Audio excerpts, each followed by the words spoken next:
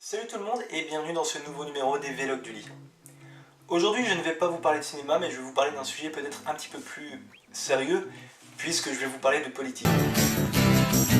Mais revenez, je vous promets, ça va pas être chiant, ça risque même d'être assez intéressant.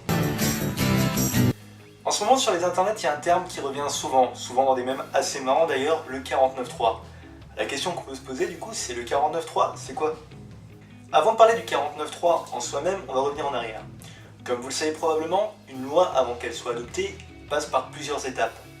Je vais schématiser parce que le but de la vidéo c'est pas être trop lourde, mais sachez que la loi est plusieurs fois modifiée, et une fois modification, elle est présentée devant le Sénat ou l'Assemblée nationale qui décide ou pas de la voter. Sauf que, et c'est là qu'entre en jeu le 49.3, il y a un alinéa de la Constitution de la 5ème République française qui a été rédigé en 1958 qui prévoit que le Premier ministre peut dans certains cas décider de passer outre le vote de la loi et l'imposer. C'est le fameux 49.3. Encore une fois, je schématise pour la compréhension, mais sachez que c'est une loi qui ne peut être utilisée qu'une fois par an, sauf cas spécifique.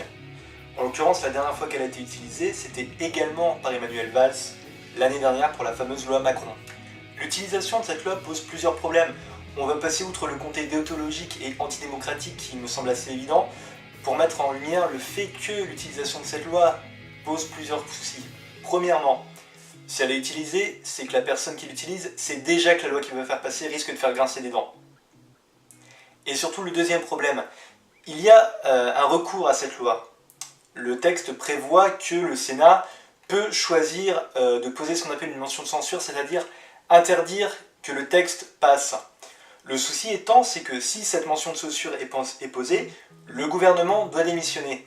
Ce qui fait qu'en 86 fois où ce texte a été utilisé depuis sa création en 1958, jamais une mention de censure n'a été acceptée pour la simple et bonne raison que ça poserait trop de problèmes probablement de changer le gouvernement.